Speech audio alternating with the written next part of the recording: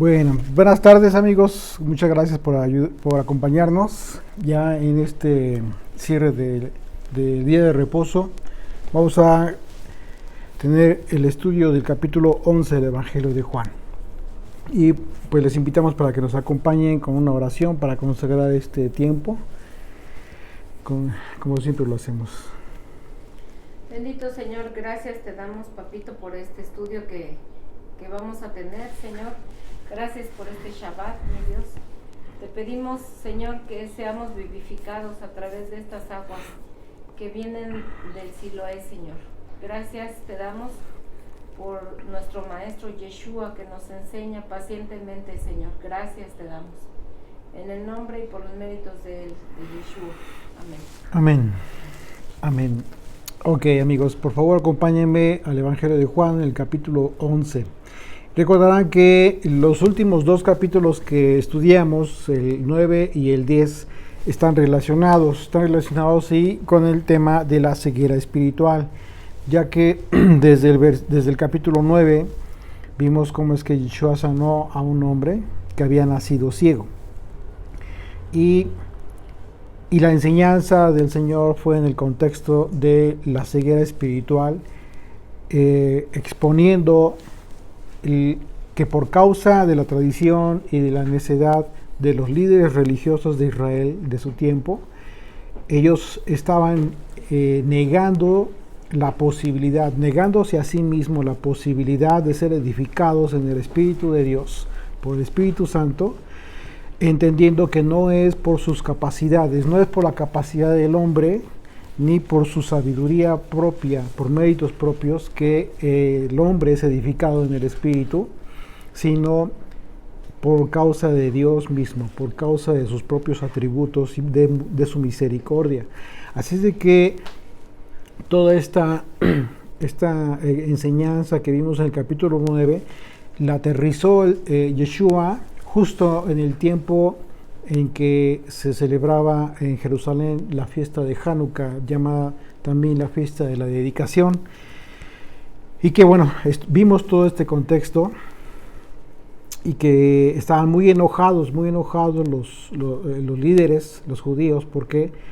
Porque ya era muy claro el mensaje, las palabras de Yeshua, que se estaba refiriendo a ellos como los ciegos, por causa y en su caso les estaba haciendo un bien, porque ellos mismos decían: nosotros tenemos a Moisés. Sin embargo, el Señor dijo: si no vieran, si fueran ciegos, no verían su pecado, pero por causa de que ven, su pecado es expuesto. Entonces, pues los ánimos del pueblo judío pues ya estaban no del pueblo, sino de los líderes judíos, pues estaban muy encendidos, querían matarlo, querían apedrearlo. Y dice el Señor: ¿por qué me quieren apedrear? O sea, ¿qué he hecho? ¿Qué mal he hecho? Dice el Señor: pues las obras que yo he hecho son las obras de mi Padre. Dice: dicen ellos, por obra buena no te apedreamos, sino por la blasfemia. Ellos lo consideraban una blasfemia específica por parte de Yeshua, el que se considerara hijo de Dios. Pero bueno, entonces están muy conectados los capítulos 9 y 10. Y aquí vamos a ver cómo es que comienza ya un aspecto muy importante, que a propósito, vamos a ver cómo fue que a propósito manejó los tiempos Yeshua para glorificar a Dios y de esta manera que Dios mismo glorificara al Hijo. ¿Por qué? Porque no fue accidente el hecho de que el Señor llegara 4 días después de que había fallecido Lázaro.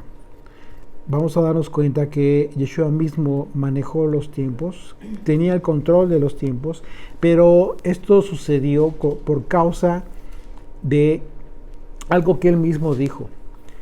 Era necesario que se manifestara la gloria de Dios. Y obviamente en la obra que estaba llevando a cabo Yeshua. Vamos a empezar desde el versículo 1. Dice: estaba entonces enfermo uno llamado Lázaro de Betania, la aldea de María y de Marta, su hermana. María, cuyo hermano Lázaro estaba enfermo, fue la que ungió al Señor con perfume y le ungió los pies con sus cabellos. Ustedes recordarán este pasaje en donde judío, un líder le invitó a Yeshua a su casa. En el Evangelio de Lucas se describe este pasaje a María, y se describe a María como una mujer pecadora, pero con la actitud de arrepentimiento, y en consecuencia Yeshua le perdona sus pecados. El principio que aprendemos de Yeshua es que en verdad debemos amar a aquellas personas que se encuentran en condición de pecado. No debemos rechazarlas. Normalmente la reacción primera que podemos tener o que hemos tenido y que está muy mal es rechazar a aquella persona que se encuentra en pecado, aquella persona que vive haciendo lo malo, pero en realidad deberíamos de sentir lo contrario, deberíamos de sentir misericordia por esa persona. Y si tú te das cuenta y si tú mismo haces memoria, te vas a dar cuenta que lo hemos hecho muchas veces. Hemos rechazado a personas que sabemos que se encuentran en pecado, que andan mal, en malos pasos, y los rechazamos porque decimos, los consideramos pecadores, pero realmente Yeshua hizo todo lo contrario. Y fue justo eso lo que le permitió a los pecadores entender de una manera más amable o más fácil, con más amor, que tenían la oportunidad de ser perdonados. Cuando ellos sienten tu rechazo, cuando una persona que está en pecado siente tu rechazo, tú mismo estás poniendo una barrera. Tú mismo te estás impidiendo cumplir el propósito para el cual estás siendo llamado. Así es de que nosotros deberíamos de sentir misericordia. Y esto, pues es obvio que solamente puede ser un reflejo de la madurez espiritual que puede tener una persona. Entre menos madurez espiritual tenemos, más rechazo tenemos hacia la gente que no conoce a Dios. Así es de que en realidad nosotros tendríamos que tener misericordia y sentir compasión, porque de antemano nosotros ya conocemos cuál sería o cuál va a ser el fin de estas personas que al final decidan rechazar a Dios. Entonces, si sabemos que si esas personas no se arrepienten de su condición, su final va a ser terrible. Si tú te pones a verlo desde ese punto de vista, en realidad tendrías que sentir compasión por una persona así, orar por una persona así, sobre todo si la conoces, sobre todo si te sientes allegado a esa persona. Amar a un pecador, sentir compasión por un pecador, nos hace sentir la necesidad de transmitirle el mensaje de esperanza. Pero si lo rechazas, no. Si sientes compasión, sí, vas a sentir la necesidad de transmitirle ese mensaje de esperanza que vino a dar Yeshua. Así es de que cuando tú lo haces con la seguridad de que el Espíritu es el Espíritu que convence al mundo de pecado, hará que dicha persona sea movida al arrepentimiento y en consecuencia alcance el perdón de Dios, como lo hizo con María. Recordemos este momento, Lucas 7:37.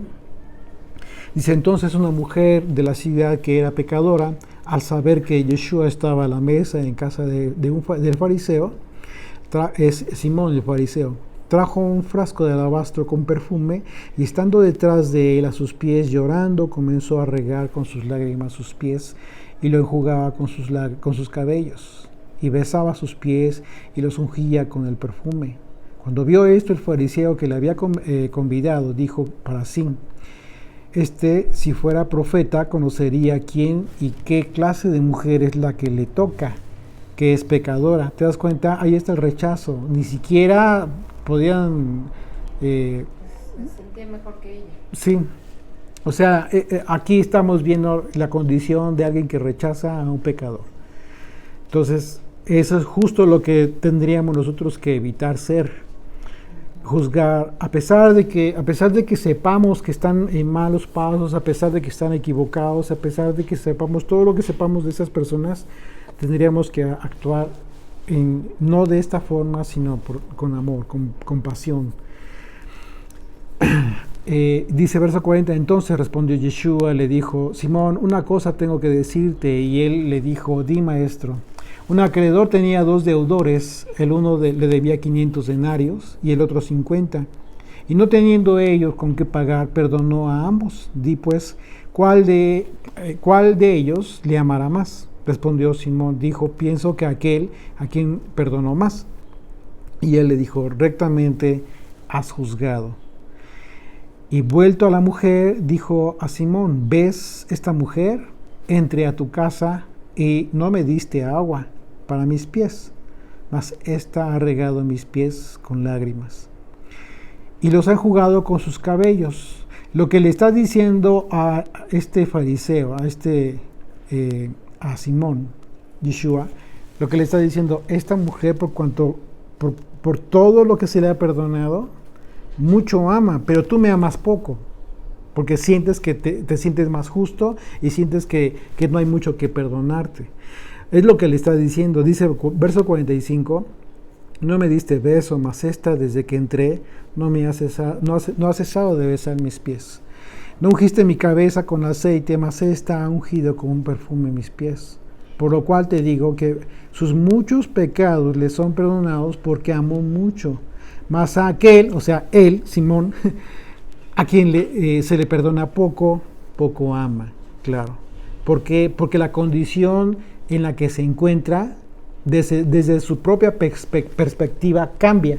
Entonces, si tú te consideras una persona justa, pues vas a amar poco. Y cuando hablamos de amar, es en obra manifiesta, no de palabra. Las palabras se las lleva el viento. El amor del que está hablando Yeshua, se manifiesta de forma expresa, literal, de forma práctica. Y a ellos le dijo, tus pecados, y a ella le dijo, tus pecados te son perdonados. Así es de que esta mujer es la hermana fue la hermana de Lázaro, ¿ok? Y de Marta, 3 hermanos. Dice versículo 3, enviaron pues las hermanas para decir a Yeshua, Señor, he aquí, el que amas está enfermo. Oyéndolo Yeshua dijo, esta enfermedad no es para muerte. Aquí esto es bien importante lo que está diciendo Yeshua, porque este es el centro de todo este capítulo.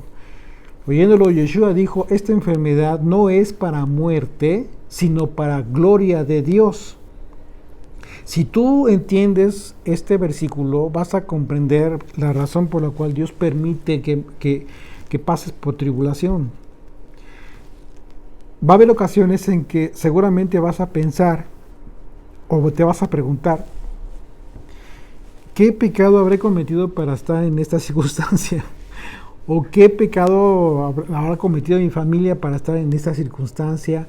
O Señor, ya mira para otro lado. Tantas cosas, tantas expresiones que se han dicho por la gente cuando ya no ve en qué momento salir, ¿no? Pero bueno, si tú entiendes este versículo, si tú entiendes todo el contexto de este capítulo, te vas a dar cuenta de las razones por las cuales Dios hace las cosas. Y si tú consideras como premisa mayor o más importante como que la respuesta está en el hecho de que Dios se glorifica en los hijos de Israel a través de la purificación que hace, te vas a dar cuenta que quizás eres objeto de este honor. Si ponen atención, o si yo creo que ya lo han hecho algunos de ustedes, cada vez que reflexionamos en las palabras de Yeshua, cuando habla acerca de la muerte, acerca de la vida, y del menosprecio que deberías tú de tener con relación a las cosas de esta vida, al mundo material, te vas a dar cuenta que en realidad la forma de pensar que tenía Yeshua y cómo lo expresó, que es la forma de pensar que tiene Dios con relación a la vida. Entonces, lo que hace el Señor es prepararnos para la vida eterna. Y si tu preparación tiene un proceso prolongado de purificación, significa que te está preparando para un lugar muy importante en la vida eterna. Una vez más, verso 4, oyéndolo Yeshua dijo: esta enfermedad no es para muerte, sino para la gloria de Dios, para que el Hijo de Dios sea glorificado por ella. Habla de la gloria de Dios y después dice para que el Hijo de Dios sea glorificado por ella, por esta circunstancia que estás, por esta enfermedad. Sin embargo, Lázaro murió. ¿Ok? Yeshua dijo que la enfermedad era con este propósito. Sin embargo, el asunto es que Lázaro sí murió por la enfermedad. Y cuando Yeshua llegó a verle, Lázaro ya estaba muerto. Tenía 4 días de haber fallecido. De manera que la razón por la que Yeshua dijo que la enfermedad de Lázaro no era para muerte fue una referencia a que Lázaro no moriría, sino que descansaría, hablando en el sentido de la eternidad. Una vez más. Por esa razón Yeshua habla de esta manera, el desprecio de la vida material respecto a la vida eterna. No porque no sea importante la vida material, la vida física, claro que sí, pero no más importante que la vida eterna. Siempre puso en una balanza mucho más elevada todo el propósito de la vida eterna y los motivos para lograrla. Así es de que por esa razón tuvo que haber siempre hecho esa diferencia abismal en relación a la vida material, la vida física, y en ocasiones por eso no se entiende a veces las palabras de Yeshua, la enseñanza. ¿Por qué? Porque normalmente el mensaje que te quieren dar siempre trata de como que darte ánimos, darte paliativos en el aspecto anímico. Date un ánimo. Pero eso no te va a servir. Eso no te va a servir si descontextualizas las palabras de Yeshua, su enseñanza, con el propósito de dar un mensaje propositivo, de buen ánimo, que te levante, que te motive, motivacional. Eso no sirve de nada. No sirve de nada, ¿por qué? Porque es como, no sé, ¿qué se me ocurre? Como si te sientes cansado y te sientes como si te sintieras cansado, tomas una coca con el propósito de tener energía, sí, pero al rato ya estás down otra vez. ¿Por qué? Porque el propósito de eso es simplemente como que es un combustible de rápido efecto, pero que al rato otra vez ya estás en la misma circunstancia. Eso no te sirve. Lo que te tendrías que hacer es alimentarte bien para mantener una estabilidad en tu ánimo, en tu estado anímico. De esa manera, lo que está haciendo Yeshua en su enseñanza en el contraste que él mismo hace acerca de la vida física, la vida material de los hombres, respecto a la vida eterna, respecto al reino, es así como el Señor lo expone. Y entonces el mensaje de Jesucristo, el verdadero mensaje, el verdadero evangelio, no le va a dar a la gente perspectivas de ánimo temporal.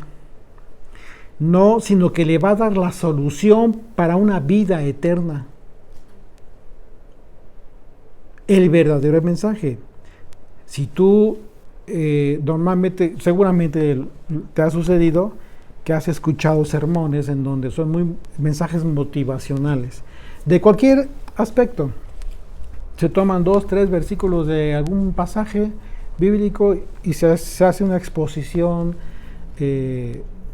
pero que no rebasa, no se separa del piso. Y eso no te va a servir.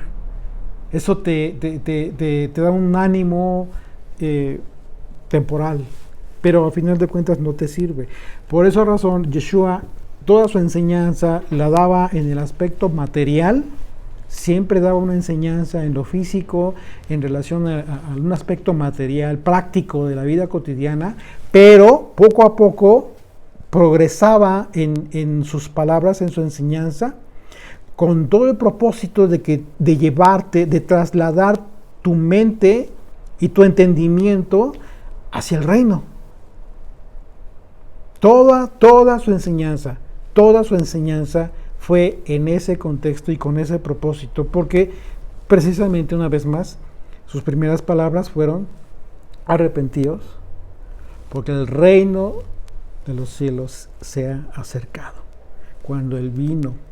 Entonces, entendiendo esas palabras y el peso de esas palabras, podemos entender mucho mejor su enseñanza. Así de que Yeshua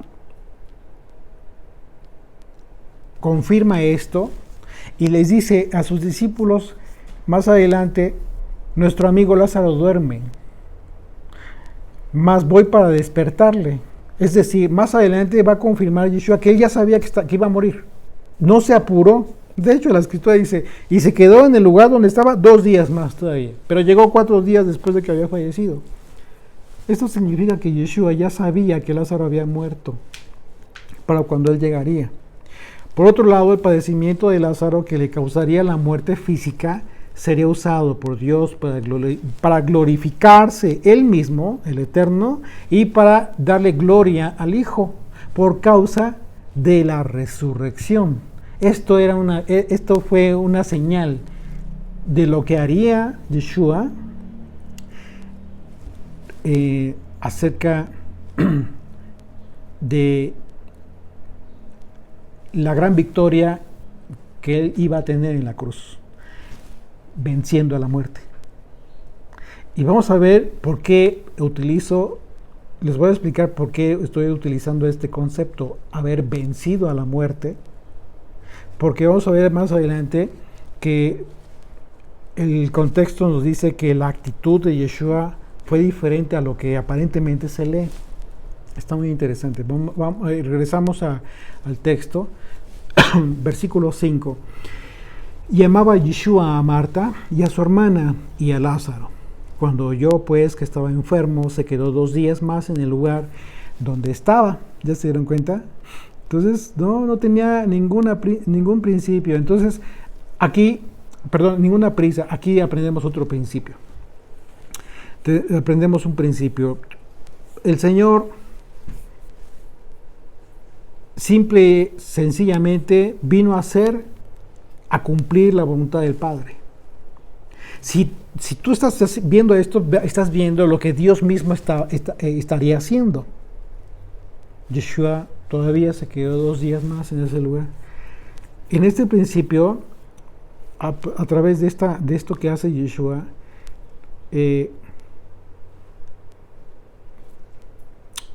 esto podría simbolizar que en los momentos en que nos encontramos con gran necesidad de Dios,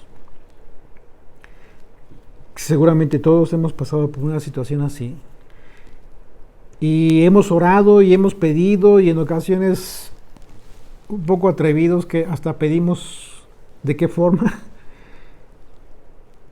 Sin embargo, debemos descansar con la seguridad de que Dios sabe nuestra necesidad, Dios conoce nuestra necesidad.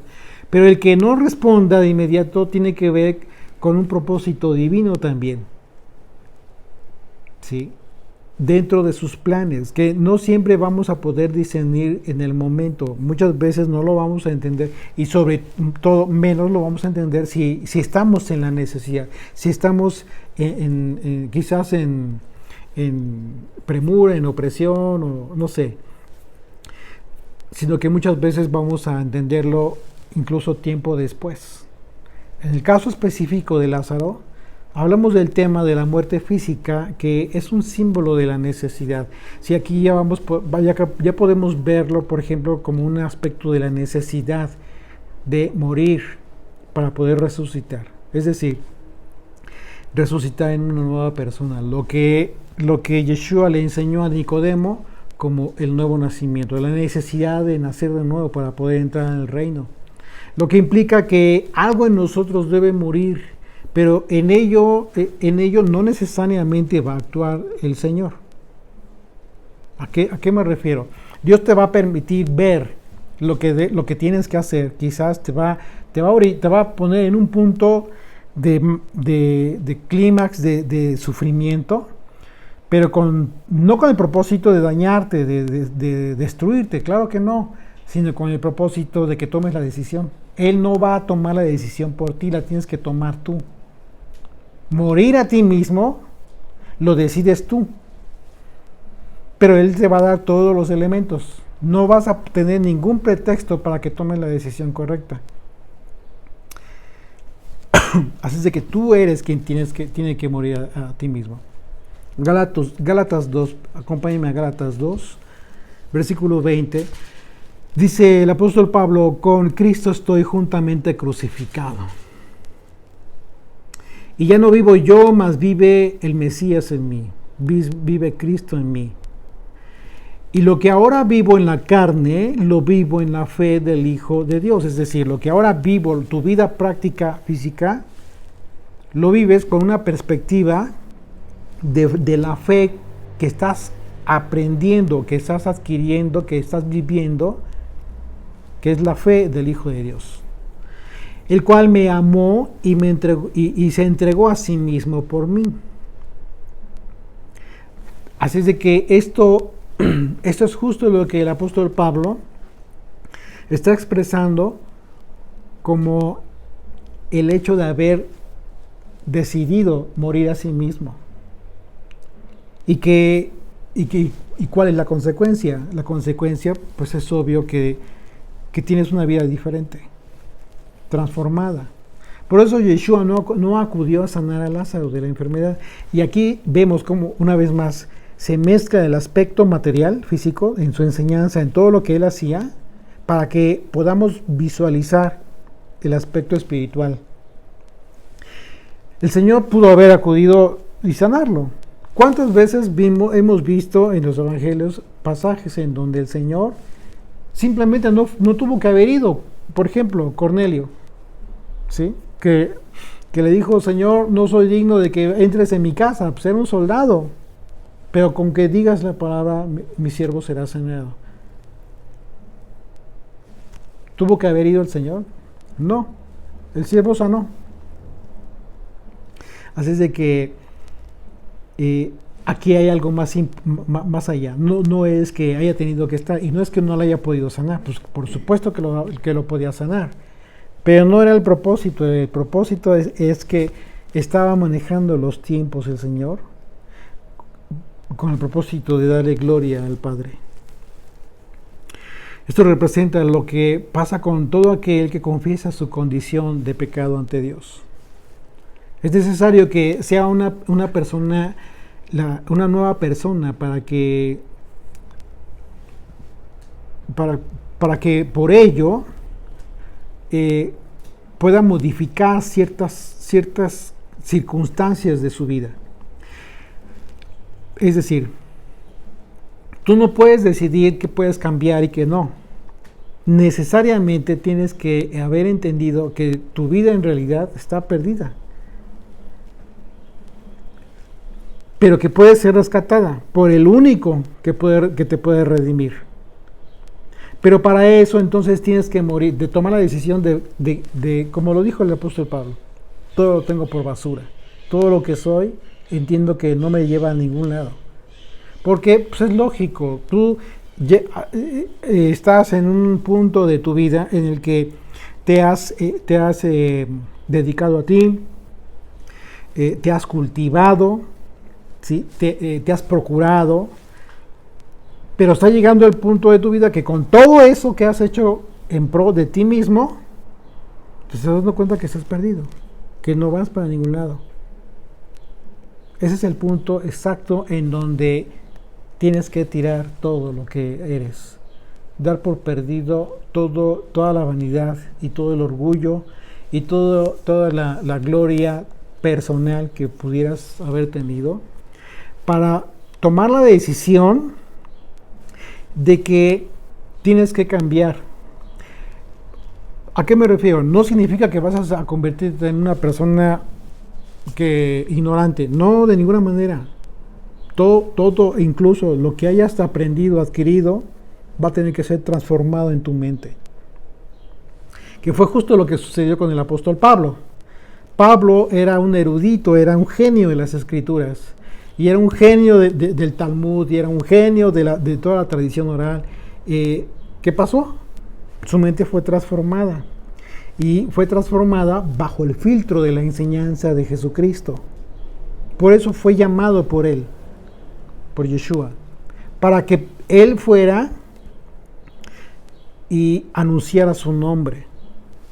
Y la forma en cómo lo hizo es magistral. Nosotros podemos ver las cartas del apóstol Pablo, son magistrales, son excepcionalmente difíciles de entender cuando no entiendes el contexto en el que habla Pablo. Por esa razón hay mucha confusión en la iglesia, porque no entienden las palabras del apóstol Pablo. Y en el peor de los casos consideran que Pablo habló en contra de la ley de Moisés. No hay error más garrafal que ese. Pero bueno, el asunto es ese, nacer de nuevo. Es necesario nacer de nuevo. ¿Por qué? Porque de esa manera se actualiza en nosotros la hipótesis de la resurrección de los huesos secos en la vida de las personas. La profecía de la visión de Ezequiel en el Valle de los Huesos Secos tiene que ver precisamente con la visión de un ejército de personas muertas, que a pesar de que fueron juntados los huesos y estaban de pie, estaban sin vida. ¿Hasta qué punto? Hasta el punto en el que le dijo al Señor: profetiza, profetiza. Y vinieron vientos y entró en ellos vida. Ese viento de vida es justo la enseñanza, la doctrina, las palabras que han salido de la boca de Jesucristo. Es lo que da vida. Y cuando sucede esto en la vida de las personas, es sobrenatural que la persona cambia. No porque tú decidas qué puedes cambiar o qué no vas a cambiar. Somos ineptos para eso. No podríamos hacerlo nosotros. Volveríamos a fallar. Hay gente que está con la falsa idea infantil de querer cambiar cosas de su vida, pero algunas cosas, algunas no, continúan en la misma. Perdón, pero eso no les va a servir de nada, están perdiendo el tiempo. Tienen que entregarse con toda la confianza en las manos del Señor, para poder cambiar realmente, ser transformados en sus mentes. Así es de que esto es bien importante. Por esa razón, dice verso 6, cuando yo pues que estaba enfermo, se quedó 2 días más en el lugar donde estaba. Luego, después de esto, dijo a sus discípulos: vamos a Judea otra vez. Le dijeron sus discípulos: Rabí, ahora procuraban los judíos apedrearte, ¿y otra vez vas allá? Respondió Yeshua: ¿no tiene el día 12 horas? El que anda de día no tropieza, porque ve la luz de este mundo. Pero el que anda de noche tropieza porque no hay luz en él. Dicho esto, les dijo después: nuestro amigo Lázaro duerme, mas voy para despertarle. Fíjate, te lo está diciendo así y ve lo que entendí. Fíjate cómo lo entendieron los discípulos, para que veas cómo insiste el Señor en esa enseñanza. Verso 12, dijeron entonces sus discípulos: Señor, si duerme sanará.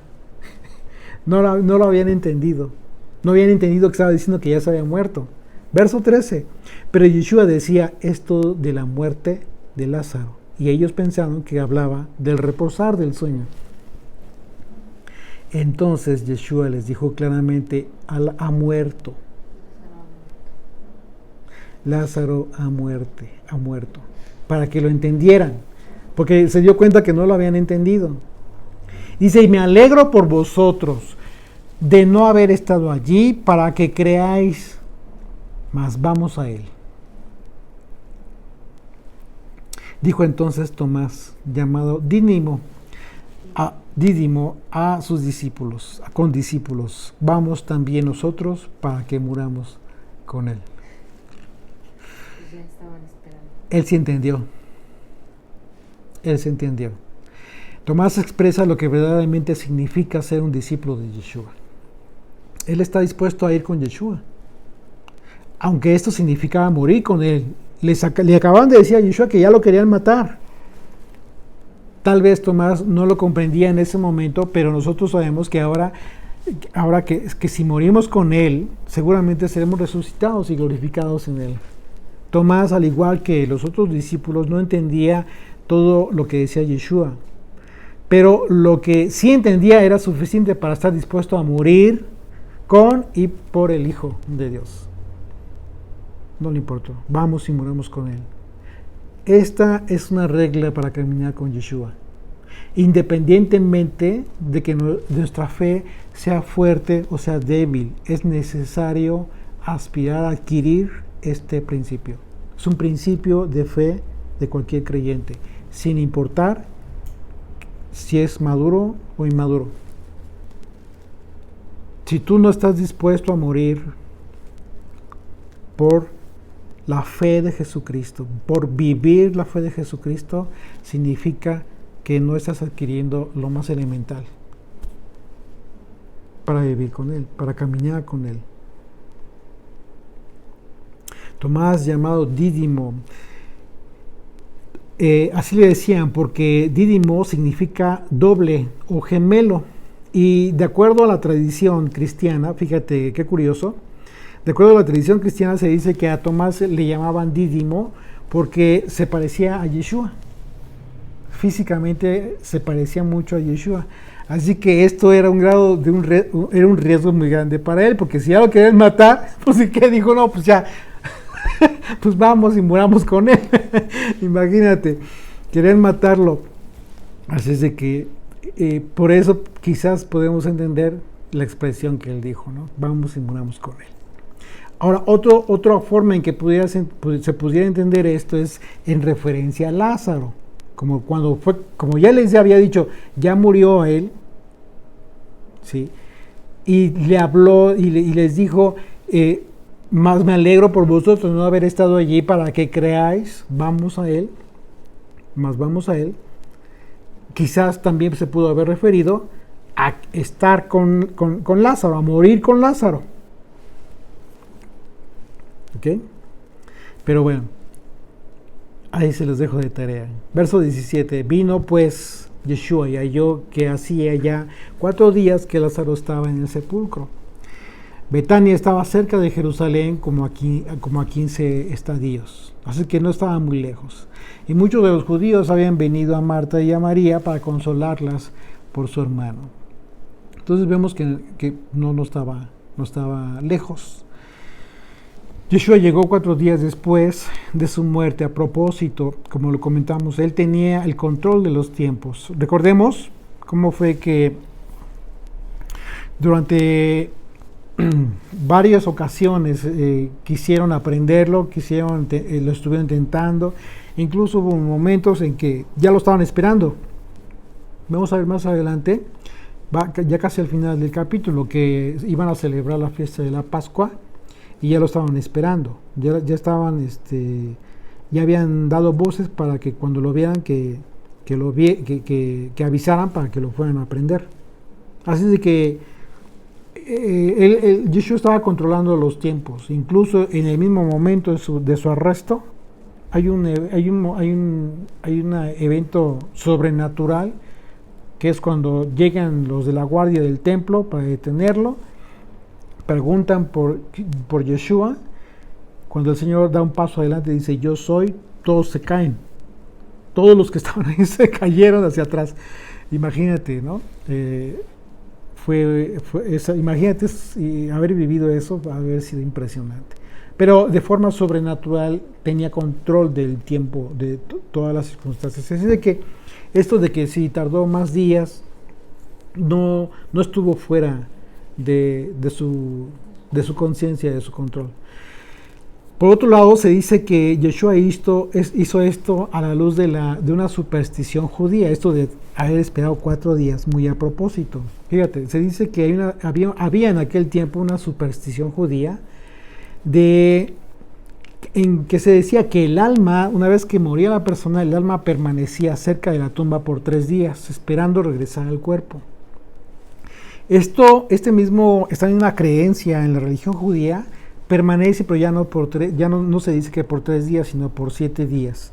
E incluso se dice que el alma como que está confusa. O sea, hay una serie de cosas que obviamente pues no compartimos, porque no es eso justamente lo que Yeshua habló.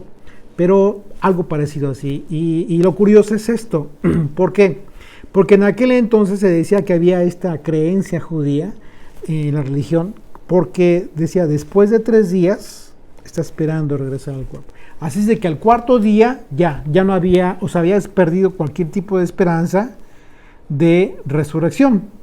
Y si era así, entonces se entiende que fue a propósito que Yeshua tuvo que haber esperado 4 días para que a la luz de todos los que estaban ahí dijeran, no, pues simplemente ya no regresó el alma.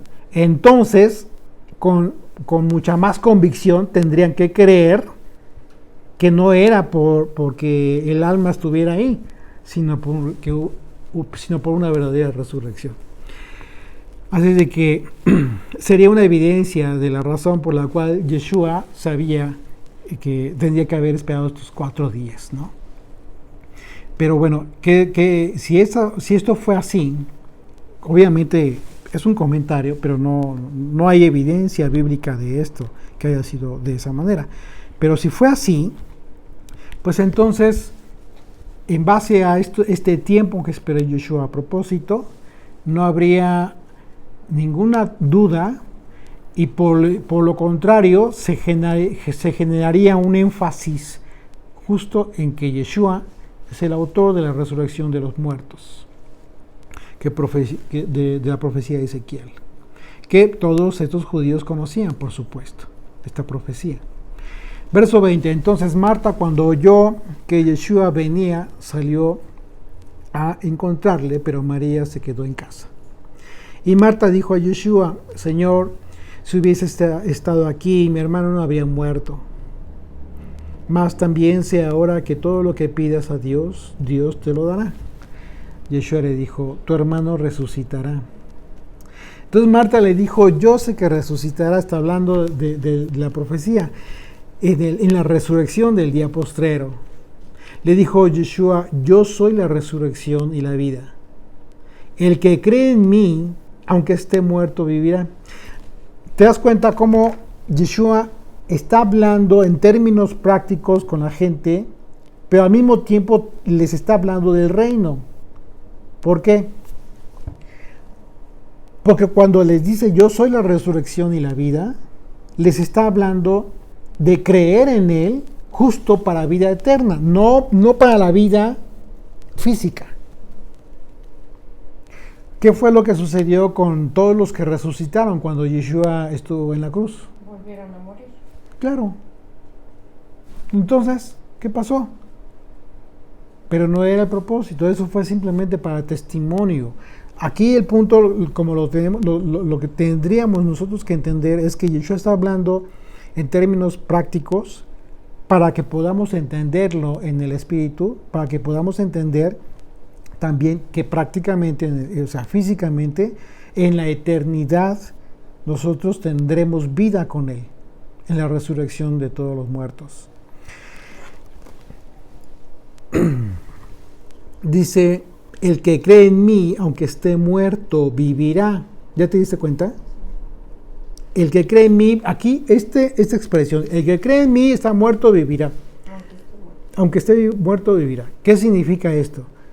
Está hablando de una persona que vive y que tiene la posibilidad de creer. Pero entonces lo que te está diciendo es que aquellos que están vivos, pero que no creen, están muertos. ¿Ya te diste cuenta? Entonces está hablando en dos planos. La resurrección para vida eterna comienza hoy, en el momento en que crees. Porque comienzas a vivir, tienes vida. Dice, el que cree en mí, aunque esté muerto, vivirá.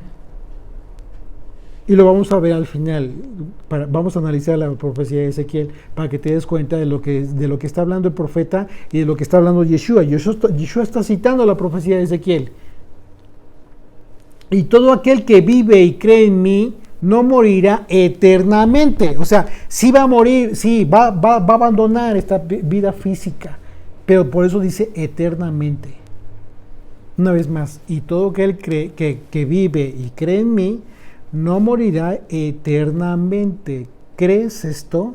Le dijo, sí, Señor. Yo he creído que tú eres el Hijo, el Cristo, el Hijo de Dios, que has venido al mundo. Entonces, aquí esto es, ¿por qué estoy insistiendo en este tema? Porque es uno de los puntos fundamentales que todo creyente y que gusta de compartir lo que cree, debe entender perfectamente. Pero no solamente lo debe entender bien, sino que incluso debe poder expresarlo, explicarlo a quien le está hablando. La gente no entiende esto, pero porque a la lógica del hombre no tiene sentido. Normalmente la gente quiere creer, pero bajo una lógica racional del hombre. Si una persona pretende creer en Dios de esa manera, pues, con una mente finita, así, pues es imposible. Es imposible porque no tiene los méritos propios. Sí va a poder ser, pero en el momento en que crea. Cuando eso sucede, entonces Dios le da la capacidad para poder entender y razonar todo esto, pero ya en el espíritu, no solamente en la mente. Por esa razón la Biblia es espiritual. La enseñanza de Jesucristo es espiritual. Sus palabras son vida en el ámbito espiritual. Porque si estás muerto espiritualmente hablando, tienes la posibilidad de tener vida. Entonces, ¿cómo podríamos nosotros explicar a una persona que no entiende el tema de que Yeshua es la resurrección y la vida, y que si cree no morirá? Bueno, por principio de cuentas tienes que entender, tienes que explicarle a la persona que nuestro tiempo de vida en este mundo es un peregrinaje muy corto en relación a la vida eterna. Cuando nosotros entendemos algo así, es necesario que la persona tenga conciencia de que hay una vida eterna, pero que esta vida eterna puede ser para muerte o para vida. O sea, hay un tiempo en la eternidad que puede ser para vida o puede ser para muerte, dependiendo de la decisión que hayamos tomado en vida física, en este mundo.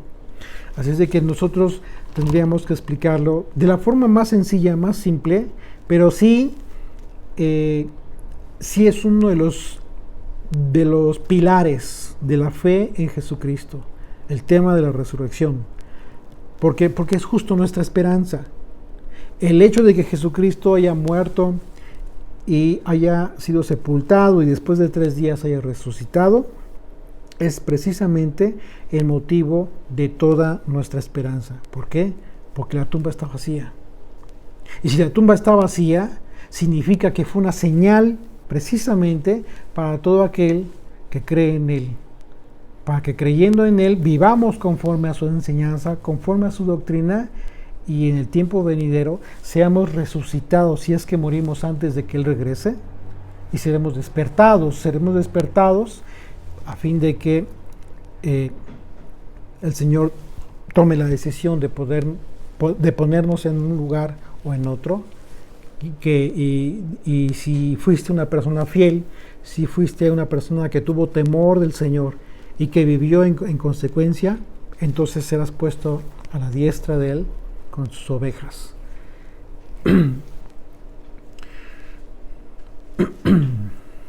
Verso 28, habiendo dicho esto, fue y llamó a María, su hermana, diciéndole en secreto, el maestro está aquí y te llama. Ella, cuando lo oyó, se levantó de prisa y vino a él.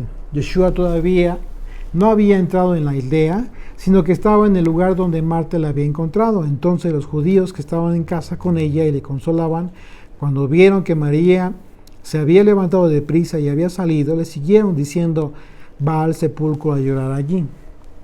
María, cuando llegó a donde estaba Yeshua, al verle, se postró a sus pies diciéndole, Señor, si hubieses estado aquí, no habría muerto mi hermano.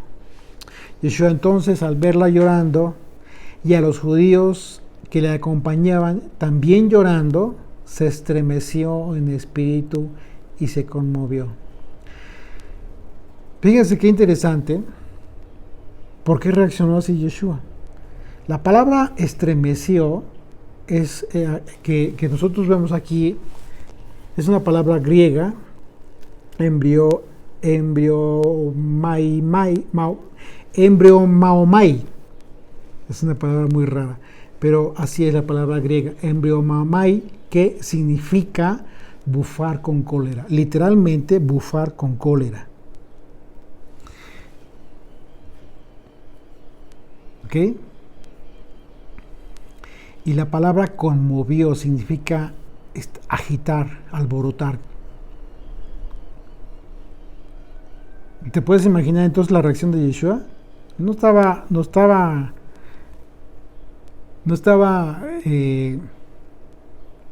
devastado.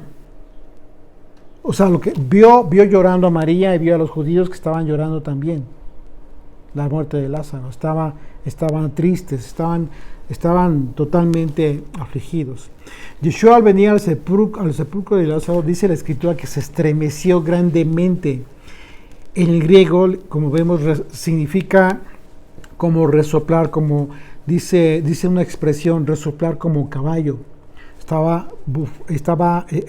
Reaccionó enérgicamente, dando a entender enojo. En el Strong se define la palabra de esa manera, como bufar con cólera. Significa que Yeshua no estaba realmente triste con la escena alrededor del sepulcro. Es decir, más correcto sería decir que Yeshua estaba enojado. Yeshua estaba enojado o indignado por los estragos del enemigo, que es la muerte. Acompáñenme a Isaías, por favor. Vamos a tratar de entender esa reacción de Yeshua. Isaías 25:8. Es que de otra manera no se podía entender, porque ella sabía que estaba muerto. ¿Sí me explicó? Por eso hay que entender la lógica de la secuencia de los hechos. Isaías 25:8 dice, destruirá la muerte para siempre y enjugará el Señor Dios toda lágrima de todos los rostros y quitará la afrenta de su pueblo de toda la tierra, porque el Señor lo ha dicho. Ahora acompáñenme a 1 Corintios 15, versículo 55. Dice, ¿dónde está, oh muerte, tu aguijón? Pregunta, ¿dónde, oh sepulcro, tu victoria? Ya que el aguijón de la muerte es el pecado y el poder del pecado la ley. Mas gracias sean dadas a Dios, que nos da la victoria por medio de nuestro Señor Jesucristo. Ahora, ¿por qué dice que el poder del pecado es la ley? Porque el conocer la ley de Dios, la Torá, es precisamente lo que nos hace conscientes del pecado. Y al ser conscientes del pecado, entonces sabemos que somos pecadores, y eso es el poder que tiene la ley, el poder de exponer el pecado de todos. ¿Por qué? Precisamente porque de otra manera no tendríamos conciencia de pecado. Vamos a Romanos 7, del 7 al 12. ¿Qué diremos pues? ¿La ley es pecado? En ninguna manera. Pero yo no conocí el pecado, fíjate lo que dice el apóstol Pablo, pero yo no conocí el pecado sino por la ley, claro, porque tampoco conociera la codicia si la ley no dijera no codiciarás. Por supuesto. Mas el pecado, tomando ocasión para el mandamiento, produjo en mí toda codicia, porque sin la ley el pecado está muerto. Y yo sin la ley vivía en un tiempo, pero venido el mandamiento, el pecado revivió y yo morí. Y hallé que el mismo mandamiento que era para vida, a mí me resultó para muerte. Pues por supuesto, tienes que morir, tienes que haber entendido y ser consciente para que en consecuencia reacciones.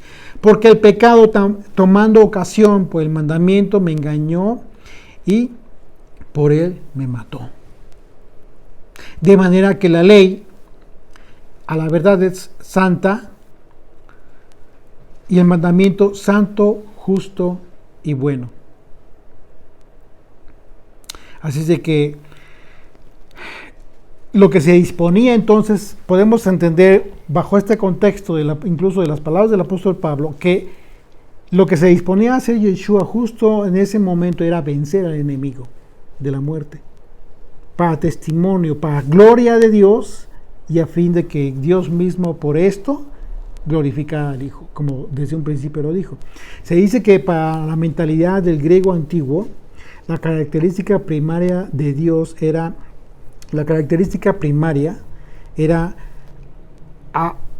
una palabra que se expresa apateía, que es como la totalidad o inhabilidad de sentir alguna emoción. Los griegos creían en un Dios que estaba aislado y sin compasión. Eso no es lo que vemos en Yeshua. Lo que vemos en Yeshua es una reacción totalmente distinta, muy, por supuesto, divina, santa, pero sin aislarse de la emoción natural de lo que era Él. En ese momento era carne y sangre. Así es de que podemos entender la expresión del apóstol Pablo la expresión y la reacción de Yeshua. Dice el verso 34, y dijo, ¿dónde le pusisteis? Y dijeron, Señor, ven y ve. Verso 35, y Yeshua lloró. Aquí ya es diferente, ¿te das cuenta? Yeshua lloró en el momento que vio el sepulcro. Dice, dijeron entonces los judíos, mirad cómo le amaba. Y algunos de ellos dijeron, ¿no podía este que abrió los ojos del ciego haber hecho también que Lázaro no muriera? Se siente lógica la pregunta, por supuesto, pero tuvo un propósito de no hacerlo. Verso 38. Yeshua profundamente conmovido otra vez, y aquí vemos la palabra conmovido en el griego, es la misma palabra. Bufar con cólera. Ustedes chequen su Strong. Se van a dar cuenta que incluso se utiliza la palabra disgusto o encarar. ¿Ok? Yeshua profundamente conmovido otra vez, vino al sepulcro, era una cueva y tenía una piedra puesta encima. Dijo Yeshua, quitad la piedra. Marta, la hermana del que había muerto, le dijo, Señor, y de ya, porque es de 4 días. Yeshua le dijo, no te he dicho que si crees, verás la gloria de Dios. Imagínate haber recibido esta respuesta. En el contexto de estudios anteriores, recordarán que hemos visto el tema de la definición de creer. La expresión de Yeshua tiene que ver con ver la gloria, cuando dice, se refiere a la gloria de Dios a través de las cosas que a la perspectiva de cualquiera son comunes y corrientes, pero que para un creyente ver la gloria de Dios tiene que ver con ser conscientes de la transformación de las vidas, por ejemplo, en las personas, que es justo la manifestación de la gloria de Dios. Esto, una persona que no cree no lo puede entender, o incluso no lo puede creer, pero para alguien que cree sí, y lo adjudica precisamente a la gloria de Dios. Porque eso representa justo la resurrección de los huesos secos, la profecía que se cumple en la vida de cada uno de aquellos que sinceramente y con todas sus fuerzas se están regresando al Padre en vida literalmente transformadas. creer bajo el contexto de ser fieles a la doctrina de Yeshua nos prepara para ver la gloria de Dios en nuestras propias vidas. Con lo cual, a su vez, glorificamos a aquel que seguimos y que es el autor de nuestra salvación. ¿Estás de acuerdo? De otra manera, no creeríamos. Entonces, una vez más, el tema, el concepto de creer, concepto bíblico de creer, va mucho más allá de solamente creerlo en la mente. Verso 44, entonces quitaron la piedra de donde había sido puesto el muerto, y Yeshua, alzando sus ojos a lo alto, dijo: Padre, gracias te doy por haberme oído. Yo sabía que siempre me oyes, pero lo dije por causa de la multitud que está alrededor, para que crean que tú me has enviado. Aquí está la razón por la cual esperó todo este tiempo. Y habiendo dicho esto, clamó a gran voz: Lázaro, ven fuera. Y el que había muerto salió atado de las manos y los pies con vendas y el rostro envuelto en un sudario. Yeshua les dijo: desatadle y dejarle ir. Entonces muchos de los judíos que habían venido para acompañar a María y vieron lo que Yeshua hizo, creyeron en él. Pero algunos de ellos, fíjate, aquí se comienza, se da ya el asunto de la decisión que toman los líderes. Dice, pero algunos de ellos fueron a los fariseos y le dijeron lo que Yeshua había hecho. Entonces los principales sacerdotes y los fariseos reunieron el concilio y dijeron: ¿qué haremos? Porque este hombre hace muchas señales. Ellos ya eran conscientes de que estas señales no eran comunes, de que eran justo las señales del Mesías. Si le dejamos así, todos creerán en él y vendrán los romanos y destruirán nuestro lugar santo y nuestra nación. Pregunta, si tú estás viendo este escenario en donde ya están en concilio, se están poniendo de acuerdo y están hablando de estos hechos que fueron constatados por los propios que le fueron a decir a los líderes, y están entendiendo que la gente ya iba a creer en él como el Mesías. Cuando dice creerá en él, no es de que crean en lo que estaba haciendo, es que estaban diciendo lo que está pasando es que todo el pueblo, toda la nación va a dar por hecho que él es el Mesías. Es lo que están diciendo ellos. Y lo que va a suceder es que los romanos van a venir y van a destruir nuestro lugar santo y nuestra nación. Pregunta, si era el Mesías, ¿qué no eran ellos los primeros en que debieron haber sido conscientes de que el Mesías tendría como propósito liberar a la nación? Pero pensaron al revés. Pensaron y dijeron: no, pues lo que va a suceder es que van a destruir nuestro templo, los romanos. Verso 49, entonces Caifás, uno de ellos, sumo sacerdote aquel año, les dijo: vosotros no sabéis nada, ni pensáis que nos conviene que un hombre muera por el pueblo, y no toda la nación perezca, y no que toda la nación perezca.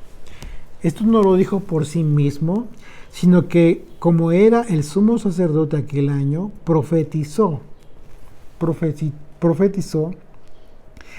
que Yeshua había de morir por la nación. Y no solamente por la nación, sino también para congregar en uno a los hijos de Dios que estaban dispersos. Así que desde aquel día acordaron matarle. Ya fue una decisión tomada por este concilio.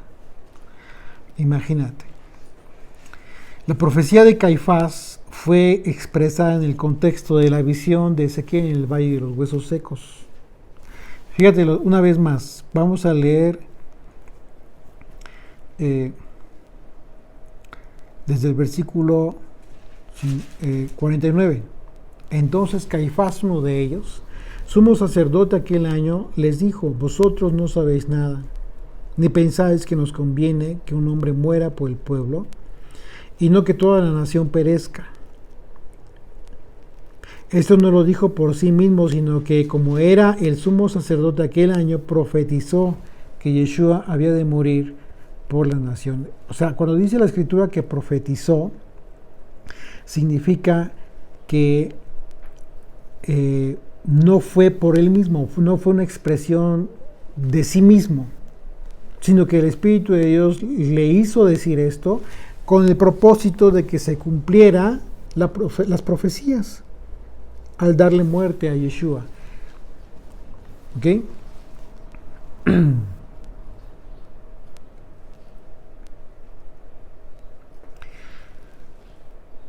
Ahora vamos, acompáñame a la profecía de Ezequiel, por favor, para entender todo el contexto de este capítulo. Desde el versículo 1, Ezequiel capítulo 37, dice: la mano del Señor vino sobre mí y me llevó en el Espíritu de Dios, en el Espíritu Santo, y me puso en medio de un valle que estaba lleno de huesos. Imagínense, traten de imaginar esta visión que tuvo el profeta. Y me hizo pasar cerca de ellos por todo en derredor, y he aquí que eran muchísimos sobre la faz del campo, y por cierto, secos en gran manera. Y me dijo: hijo de hombre, ¿vivirán estos huesos? Y dije: Señor Dios, tú lo sabes. Me dijo entonces: profetiza sobre estos huesos, y diles: huesos secos, oíd palabra de Dios. Es decir, cuando les dice profetiza, lo que tenía que hacer Ezequiel era hablar la palabra de Dios, que es justo lo que tú haces cuando hablas la palabra de Dios. Estás profetizando, estás hablando las maravillas del Señor. ¿Ok? Dice: así ha dicho el Señor Dios a estos huesos: he aquí, yo hago entrar espíritu en vosotros y viviréis, y pondréis tendones sobre vosotros, y haré subir sobre vosotros carne, y os cubriré de piel, y pondré en vosotros espíritu, y viviréis, y sabréis que yo soy Yud-Hei Vav-Hei. Profeticé pues como me fue mandado, y hubo un ruido mientras yo profetizaba, y aquí un temblor, y los huesos se juntaron cada hueso con su hueso, y miré, y he aquí tendones sobre ellos, y la carne subió, y la piel cubrió por encima de ellos, pero no había en ellos espíritu. Lo que nos está diciendo el profeta que vio es que había ya personas vivas. Estaban de pie, muchas personas, pero estaban sin espíritu. No había en ellos espíritu. Y me dijo: profetiza, habla la palabra de Dios, da el mensaje. Dice: profetiza al espíritu, profetiza, hijo de hombre, y di al espíritu: así ha dicho el Señor Dios, espíritu, ven de los cuatro vientos y sopla sobre estos muertos, y vivirán. El Ruach HaKodesh, el viento de la santidad, lo que conocemos como el viento de la santidad, la orden que recibió el profeta fue que hablara, que le dijera al viento de la santidad que viniera y soplara sobre estos muertos para que vivan. Y dice: y profeticé como me había mandado, y entró en espíritu en ellos, y vivieron, y estuvieron sobre sus pies un ejército grande en extremo. Me dijo luego: hijo de hombre, todos estos huesos son la casa de Israel. He aquí, ellos dicen: nuestros huesos se secaron. ¿Por qué dice la casa de Israel? Precisamente porque son los que están dispersos. Cuando habla de la casa de Israel, no solamente se refiere a las 10 tribus del norte. Ojo, chequen las profecías y se van a dar cuenta que en varios pasajes, cuando el Señor habla de la casa de Israel, habla precisamente a la casa de Jacob, por decirlo de otra forma, a las 12 tribus de Israel. ¿Ok? Dice: he aquí, y en algunos otros aspectos, en algunos otros pasajes, sí, esta es muy específica la profecía para las 10 tribus, pero aquí es a todos los dispersos que están en todo el mundo. Perdón. Ok, dice He aquí ellos dicen, nuestros huesos se secaron y pereció nuestra esperanza y somos del todo destruidos. Por tanto profetiza y diles, así ha dicho el Señor Dios, he aquí yo abro vuestros sepulcros, pueblo mío, y os haré subir de vuestras sepulturas. Y os traeré a la tierra de Israel y sabréis que yo soy Yud-Heh-Vav-Heh, cuando abra vuestros sepulcros y os saque de vuestras sepulturas, pueblo mío. Y pondré mi espíritu en vosotros y viviréis. Y os haré reposar sobre vuestra tierra y sabréis que yo soy, yo el Señor. Hablé y lo hice, dice el Señor. Verso 15. Vino a mí palabra del Señor diciendo, hijo de hombre, toma ahora un palo. Fíjate, aquí viene la profecía. Aquí viene la profecía que citó Caifás. Hijo de hombre, toma ahora un palo, escribe en él para Judá y para los hijos de Israel, sus compañeros. Toma después otro palo y escribe en él para José, palo de Efraín, y para toda la casa de Israel, sus compañeros. ¿Ya se dieron cuenta? Cuando habla de la casa de Israel, habla de las 12 tribus, pero está hablando también de la dispersión. Dice, júntalos luego en el uno con el otro, para que sean uno solo, y serán uno solo en tu mano. Aquí está, y serán uno solo. Y cuando ellos te pregunten, los hijos de tu pueblo, diciendo, ¿no nos enseñarás qué te propones con esto? Diles, así ha dicho el Señor Dios. He aquí, yo tomo el palo de José, que está en la mano de Efraín, y a las tribus de Israel, sus compañeros, y los pondré en el palo de Judá, y los haré un solo palo, y serán uno en mi mano. Es decir, aquí están las palabras de Caifás. Los hijos dispersos, los hijos de Israel serán congregados en uno solo. Fue justo lo que dijo Caifás. Y los palos sobre los que escribas estarán en tu mano delante de sus ojos, y les dirás, así ha dicho el Señor Dios, he aquí yo tomo a los hijos de Israel de entre las naciones a los cuales fueron, y los recogeré de entre de todas las partes, y los traeré a su tierra. Y los haré una nación en la tierra, en los montes de Israel, y un rey será, y todos ellos por rey, perdón, y un rey a todos ellos será por rey, y nunca más serán dos naciones, ni nunca más serán divididos en dos reinos. Ni se contaminarán ya más con sus ídolos, con sus abominaciones y con todas sus rebeliones, y los salvaré de todas sus rebeliones con las cuales pecaron, y los limpiaré, y me serán por pueblo, y yo a ellos por Dios. Mi siervo David será rey sobre ellos, y todos ellos tendrán un solo pastor, y andarán en mis preceptos, y mis estatutos guardarán, y los pondrán por obra. Habitarán en la tierra que di a mi siervo Jacob, en el cual habitaron vuestros padres. En ella habitarán ellos, sus hijos, y los hijos de sus hijos para siempre. Y mi siervo David será príncipe de ellos para siempre. Es una referencia a Yeshua.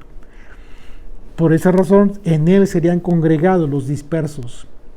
Y haré con ellos pacto de paz, pacto perpetuo será con ellos, y los estableceré y los multiplicaré, y pondré mi santuario entre ellos para siempre.